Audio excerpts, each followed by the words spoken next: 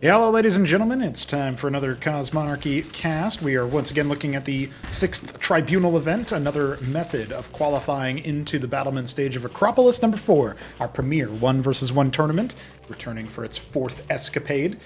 We've got some returning players as well. Art of Turtle, who is deciding to play Ascozi instead of Zerg, our new 4th race. A very exciting time for it to be deployed in any capacity, but especially in a 1v1 tournament sense. He's going up against I Like to Eat Grass, affectionately known as Grass Eater, or just Grass, if we're being super short about it. Grass seems to be our dark green, forest green, in fact, Zerg. A pretty fitting color for somebody who eats grass. And he will be going for a pool opener, which means that he'll be able to defend against early military shenanigans, which does feel like what AOT is doing here. AOT, in the bottom right, our Japanese Violet, Ascozi player, has gone for a Radix before Pilgrim, I think. I'm pretty sure that was exactly what I saw there in the command tab at the beginning. Of course, I let the game run for just a few moments while I hit the record button and all that, got everything in order on my end to cast and update our wonderful overlay in the background. This is our last quarterfinal, even though quarterfinal you'd think there's 4 of them. There's just a funny little anachronism, I guess. There were only 3 quarterfinal matchups, and we did have 1 player seeded because we had 7 players participate in this tribunal. I guess we should have had 6 because it's tribunal number 6, but anyway. Nonetheless, we do have an interesting head-to-head here, and whoever wins here will go on to face the winner of our previous quarterfinal, which was a show match between a head-to-head match between another Ascozi player, I Am the Wheat of God, and a Zerg player, Cannoli, both of which have really cemented themselves as, you know, pillars of the community, shall we say. There's a pretty audacious attempt to build a grandstand right in front of Grass Eater. I don't know if this is intended to provoke a panic reaction. It definitely wasn't going to be finished. Maybe if this was a Larvosk into pool, the first military unit timing would be a little bit later, and that might have been what AOT was thinking, but he's going to bring up 3 pilgrims and a missionary. I guess the operation build a grandstand in my opponent's face is indeed on the way. Also something to note, pilgrims do debuff enemy units when they attack them, so the worker for the Ascozi debuffs an enemy unit, and then if they die during such a feature, during the debuff time, they actually give resources up. You can see that little spark effect as the corpse being consumed in favor of giving a little bit of resources to the Ascozi player. So in theory, you can make some magic back. You can make some money back. Now you can see the Pilgrims trying their best to disengage from this position. It's not looking too good. The workers are being pulled as the rush continues, but he only ended up scrapping, what, a Droleth and a single Quaz? That's not a lot of money back for the investment. And look at what AOT has back at home. So much money invested into nothing yet because all of his APM was in the early action. Quaz, by the way, a pursuant Zerg strain. When they tickle an enemy unit with their attack, it's not the most tremendous amount of damage, but in the early game it can help out, and when they do end up hitting, they start speeding up a little bit, so you can see that little green overlay over them when that happens, and so that allows them to actually chase down units that do only barely lose out on the head-to-head in terms of movement speed. A very fast follow-up for the Zerg, going for a Zorka's Shroud. I can see where there's legs to what AOT has done here and what his plan was, but he probably needed to not telegraph it here. This was maybe when he built it right by the Kagra, as we call it, the creep, for people who are coming from other StarCraft games. Really, you needed to not jump on that and telegraph what you were doing. Even if you got it up over here in this area where it's sort of out of vision by comparison, probably still would have been powerful. Maybe you could have tried to set up a containment around this position as well. It's not quite as strong as being up the ramp, but still, just something to think about, I suppose. We do have multiple Radixes going down for extra production, and the landlock is being power built. This is a feature of the Ascozi race. They do build their structures together, so we saw 3 workers trying to build a grandstand faster, and it does work faster, but not fast enough to avoid the Zerg eating them. Grass Eater has a reasonable number of workers. He's got, ideal saturation for a baseline. That's 2 workers per patch is the most efficient. And then the 3rd worker does give you some money, but you're getting diminishing returns at that point. So very similar to how in StarCraft 1 you want to transfer your workers from one base to another when you expand to a new base. In Cosmonarchy, the math is just a little bit more simplified as to when you want to do that. So once you hit, like in this case, because our maps have 7 mineral patches in the main, when you get to the point where you've got 14 workers, any worker after that should be transferred. And maybe there's some argument to transfer them anyway, just from the perspective of like, I'm going to make new workers at this base and then get them right back onto resources. So there's probably a little bit of wiggle room there. We can see AOT also has 14 mineral miners, and otherwise is sending his workers out to build stuff or make stuff. He has a lot of missionaries guarding that grandstand, but yeah, there are Lakes out. This is a kind of situation where if you know it's coming, you want some form of detection. The Gauntlet's coming out, that's going to be for Vickers, a great choice versus Zerg. But you'd need some form of detection, and that means he needs a Cypher, or he needs... Well, I think he needs the Cypher no matter what, because it also is the requirement for the ink blot when you think about it, which is a flying unit. But he does need a Cosmoscope first, which is what actually trains the flying units in the early game for the Escozi. This is all tier 1 stuff here. That's another thing that takes some people getting used to, is seeing so much variety in the tech trees, and for me to be saying, yeah, that's tier 1 stuff. Now, the Cypher is coming down, but that doesn't mean that we're going to see dedicated detector units from AOT. In fact, I feel like maybe Grass Eater's even thinking, well, AOT doesn't play a lot of Escozi. Maybe he doesn't even know what to make when you go up against Lakes. And he's just going to go ahead and try for something like that. His Qua's abandoning the third base, trading places with the Droleth, who's going to expand there instead. And we do have Vicar coming out, number 1, I believe, of the game, sauntering forward. Shout out to Jun 3 Hong, who on this version of the game, the wireframe isn't actually updated to the new model, but Jun 3 Hong did make a wireframe a little bit later on, more recently. So shout out to him for fixing that. He's traveling through time. Now, this Hatcheros probably does need to be canceled. I don't think Grass can actually salvage it. In fact, I don't think he is going to cancel it. No, he is not. But in this particular case, even though one Lake does start to perhaps be in a position to do some damage there, almost died. AOT is able to escape. I was thinking about how the Cardinal can actually pull units towards itself. And so if it's you keep one Cardinal kind of toward the back, you can pull your allies in that respect. That's pretty good as a way to keep units alive. So definitely something to think about. Or no, I guess the Cardinal has the jump, and it's the Vicar that has the pull. And so if the Vicar was there with them, he actually could have pulled some of those units away from the front line and not had them take damage. But either way, when you have the jump or the pull, you do get a little bit of a healing and increased movement speed for a short time after. So big, important spell or ability that the Escozi units have some way to activate. Missionaries just have it activate when they take damage, the heal and the movement speed increase. But you also get it from when you get the pull going or the jump going. Mimics are coming out for that detection. A Scepter is also here. That's a mechanized unit from the function, and that requires the Cypher. A pretty good unit for stealing away resources from your opponent. They have the same passive that the Pilgrim has, where when you damage a unit and then it dies, its corpse is scrapped. So not only do you deny the corpse mechanics, if there are any.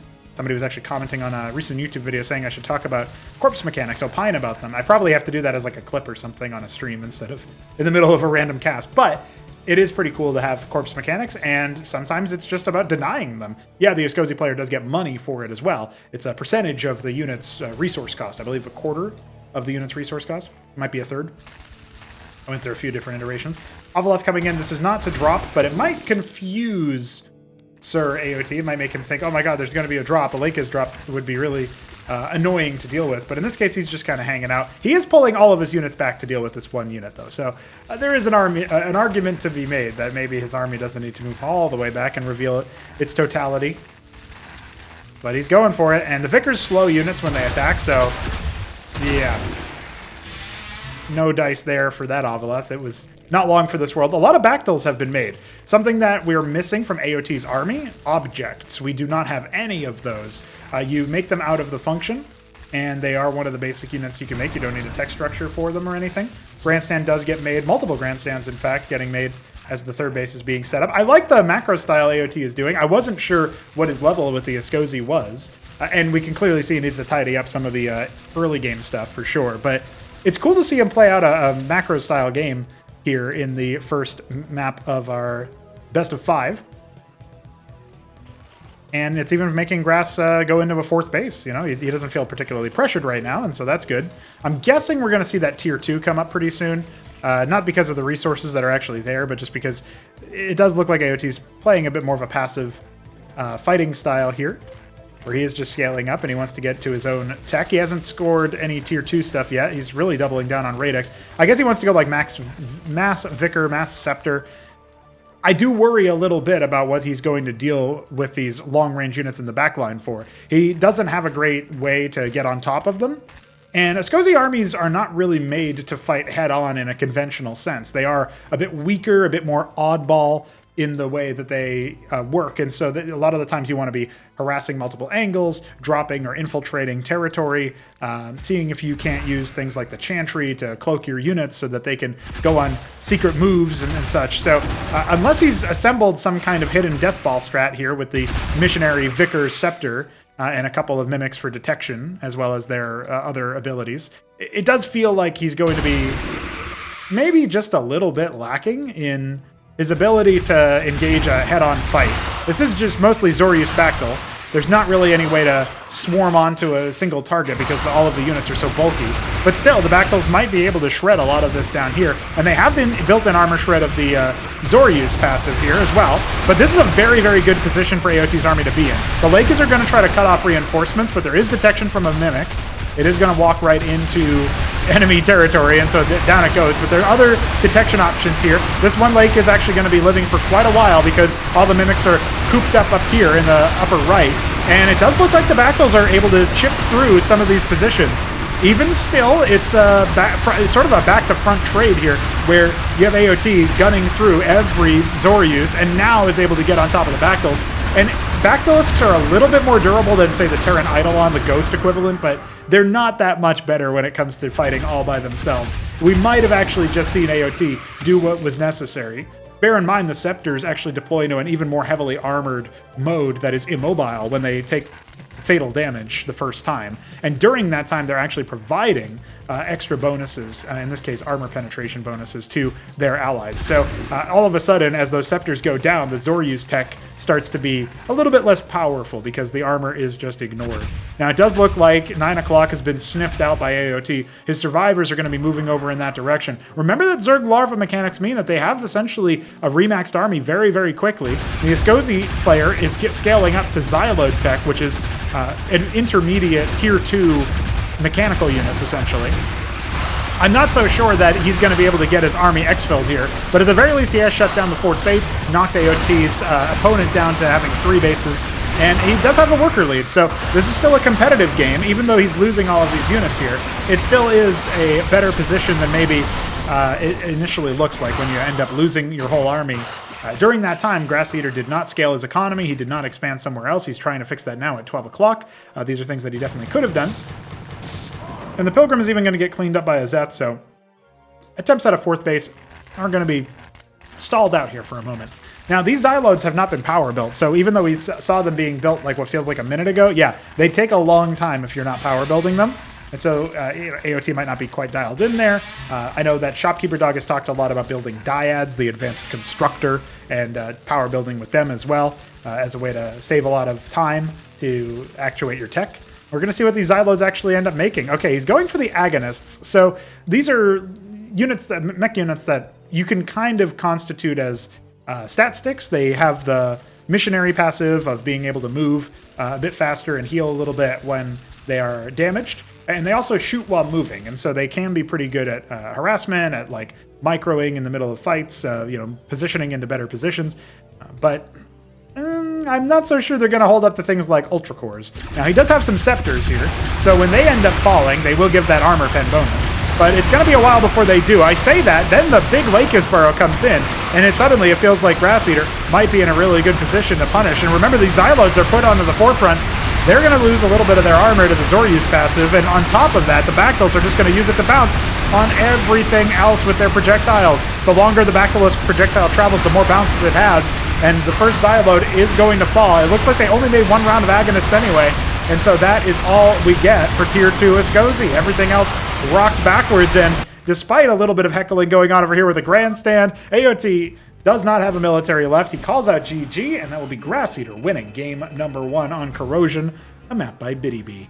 I think I hit all the notes there. We're going to move on to game 2 in this set and see whether AOT can actually take and hold an army and then not just get owned by the Remax, because maybe that attack at 9 o'clock was worse than we thought going into it. Didn't quite have the tech necessary to hold the Ultra Core follow-up.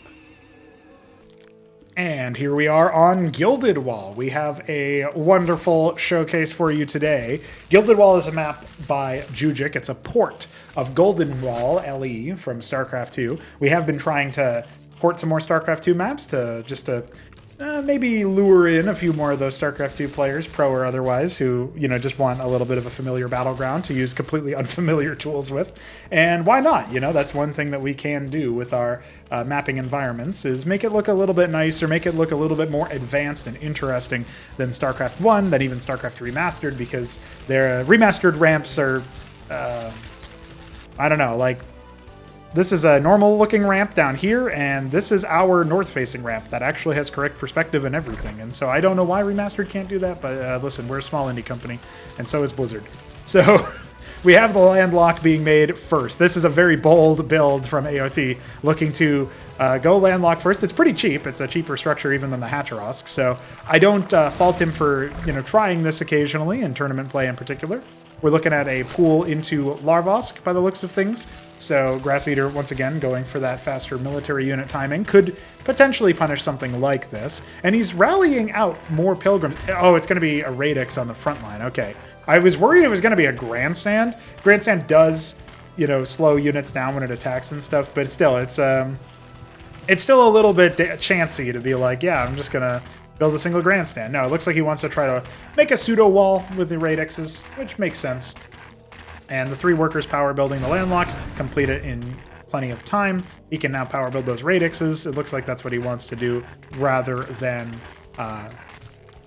just getting right to mining. So it'll be a little bit before this actually pays off, but AOT is successfully, it looks like, expanded, and he should be able to get some more military units out soon. Grass Eater sending a Zeth out on a bit of an exculpatory mission. This guy just patrolling over here, or it looks like he was trying to go out, but I thought for a second he was, no, he's pathfinding his way out. He's figuring it out, but I thought he was deliberately going over here. That mineral wall in the back you can mine out with, I believe, 2 returns per patch. You got to do it here, and then you got to go all the way across here and do it here, so it's not exactly easy, but nobody's really tried it yet either, so definitely something you got to worry about is just holding the front door when you're doing something like that.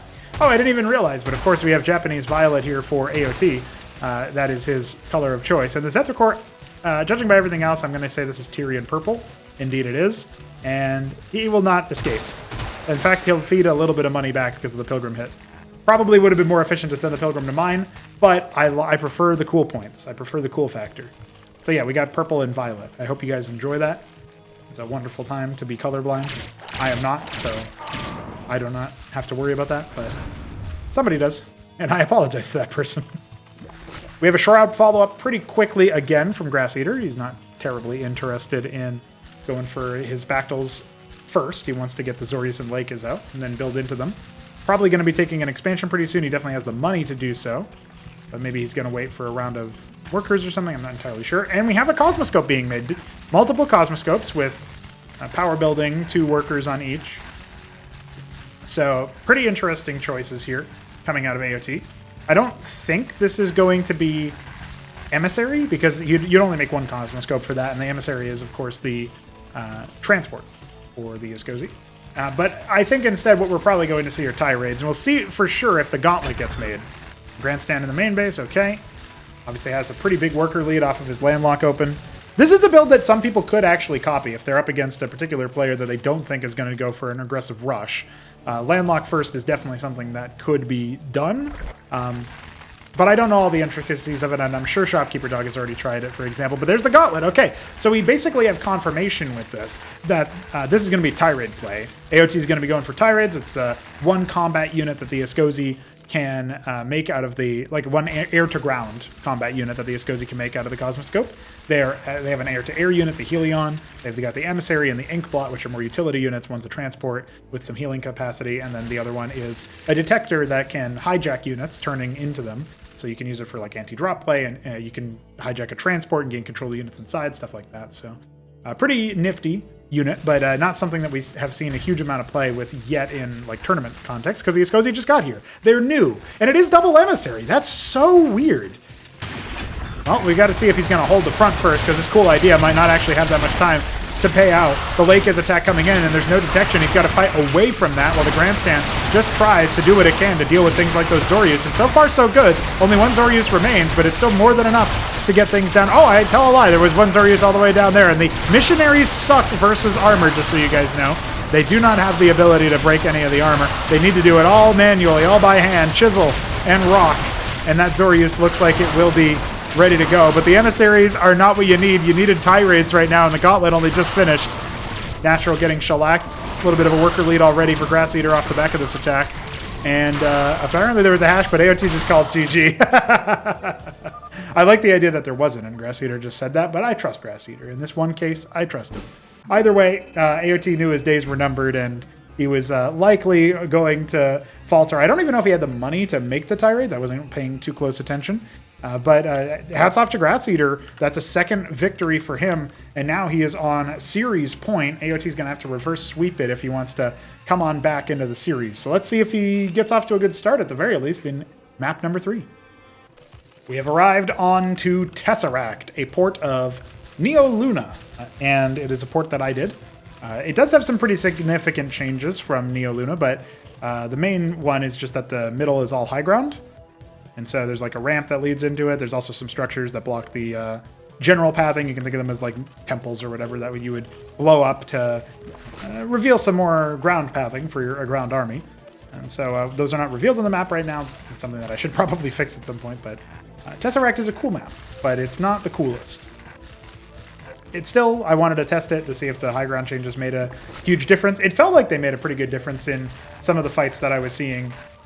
For exambio, there was a Zeki versus Wolfix match that was really cool on Tesseract.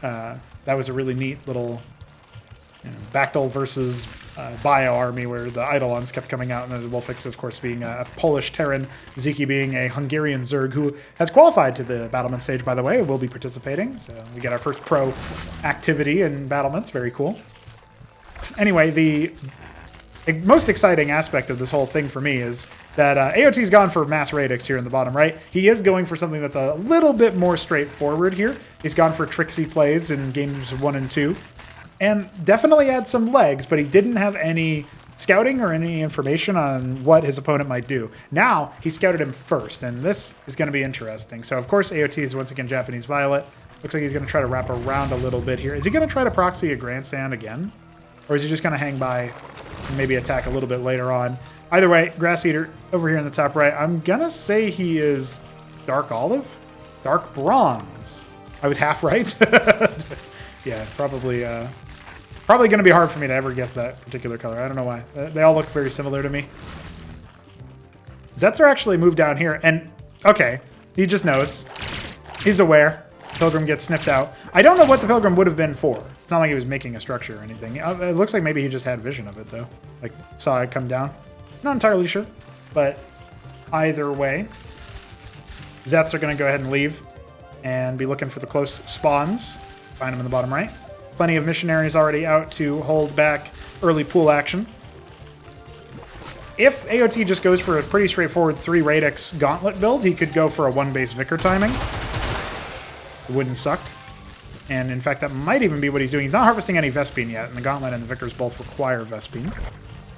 Shroud comes down. Pretty obvious that Grass Eater is thinking about this from the perspective of like, hey, I need to make it so that my opponent can't defeat my army because they only have pea shooters that don't do any damage to armor. And so he keeps going for the Zoryus in that particular respect.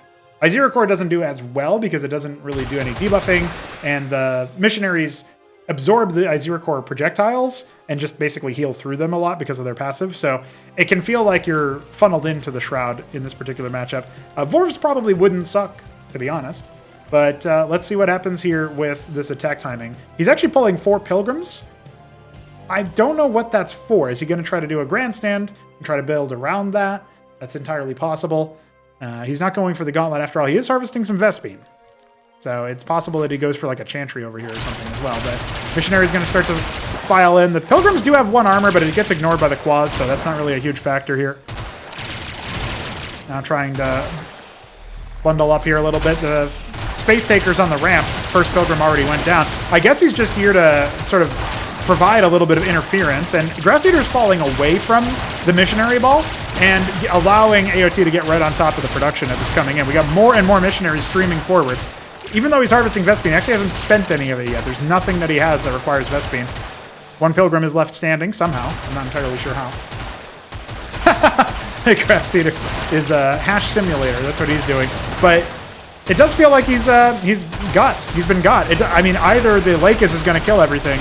No, he's actually going after the Zorius instead. And now he'll go down there. It looks like the one Lakis is still there, but Grass Eater calls GG as the worker line gets enclosed in upon. Hash be damned, that is a GG in favor of AOT. So it wasn't the Vicar build that I thought he was going for, especially since he started getting Vespene. That's really what I thought it was. But then instead, he just goes for Mass Missionary off of 3 Radix. What will Grass Eater do about that? Because I do think that's a valid response to the Shroud timing that Grass Eater's been doing. Super quick 1-base Shroud. You don't have a lot of Larva. You don't have a lot of pool units. Then pool units don't trade very well into the Missionary stack. So maybe there's some legs to this series yet. At least I'm hoping so. We're moving on to map 4. And here we are, ladies and gentlemen. Map number 4 is Impulsion, map by BDB. We were just on... actually, what was that? Oh, yeah, Tesseract. I talked about that map already. Sometimes I forget to mention what map we're on, and then it gets silly and confusing. But not today. Not now. I'm really excited about the future of Cosmonarchy, mostly because, like, in this moment, I'm thinking about it from the perspective of having this extra race in the game. By the way, a 6-pool has begun for Grass Eater, so he is going to try to do some aggression on his own. And he's not up against Landlocked first, so AOT... this game could come to a head very quickly, but I think it's more likely that AOT just kind of holds it with his fast Radix. He is going to also be moving all the way across the map to scout, so he'll be aware of the 6-pool. Zets also ignore the 1 armor of the Pilgrim, by the way, so armor on the worker not terribly relevant to this engagement. It matters in AVA, where Pilgrims are actually like useful sort of wards against the missionary attacks, or can be at the very least. You know, it can be a good body blocker. But I mean, we saw it work out for AOT in the last game too. So I don't know. Maybe there's some actual math there that could be really big. I'd love to see the idea of combat workers being pulled, battle workers being pulled. Anyway, I'm excited for the future of Cosmonarchy. We've got more races planned to be added, and we've got a whole of a lot more campaign stuff that we got to do, and all sorts of other things. And so I am really excited about that. And I would love to, you know, just take a quick sneak peek into what the future actually holds so that I can get hyped about it. But instead, I'll just hype you guys up by saying, yeah, we're not done with just the Escozi. I mean, they still have a few units that need to be added to the end game tech, but they are down to just the last 3 units and the tech structure that enables them all. So pretty good stuff, pretty good pace of development, and excited to get that rolling on to another race after this. So stay tuned for that by the end of the year. That being said, the Quads are already here, and this is a lot of them, and there's 1 missionary. Did AOT account for this? Did he expect this? He seems to have forgotten to finish one of his Radixes, and he really needs everything that he can have, but he doesn't have any money anyway. Oh, man. It feels like he was maybe podcast mode like I was there, where the Quads are moving across the map. He saw how many there were with his Pilgrim, and he just didn't respect it. GG, well played. And just like that, it's over, boys. The missionary rally to the ramp, that's not very helpful. Quaz first out of a 6-pool.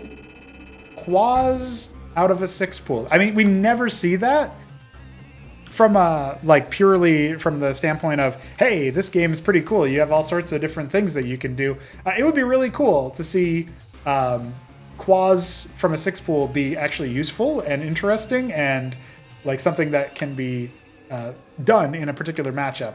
But that's really weird, and I just wasn't expecting that. They move slower, they're not the greatest in a few different ways, but they did the job for Grass Eater, and I think maybe AOT going to need to think about how to deal with 6-pools if he wants to stay with a Escozi.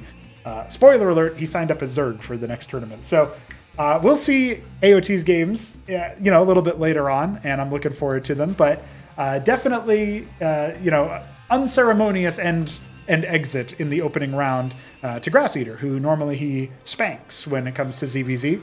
There was that one time I think they went to 5 games with each other, but Grass Eater has like a tricky style ZVZ by comparison. AOT definitely the better player in terms of APM and macro and all this other stuff, but strategic understanding lacking here in this particular series.